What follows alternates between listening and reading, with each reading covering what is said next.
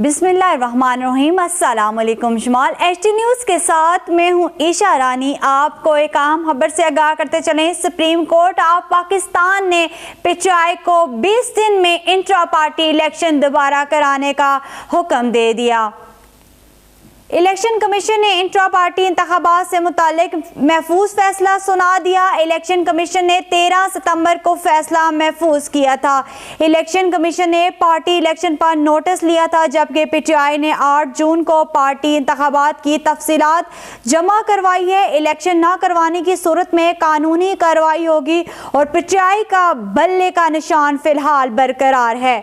आपको एक बार फिर बताते चलें, इलेक्शन कमीशन ऑफ पाकिस्तान ने PTI को 20 दिन में इंट्रा पार्टी इलेक्शन दोबारा कराने का हुक्म दे दिया। इलेक्शन कमीशन ने इंट्रा पार्टी इंतखाबात से मुतालिक महफूज फैसला सुना दिया। इलेक्शन कमीशन ने 13 सितंबर को फैसला महफूज किया था।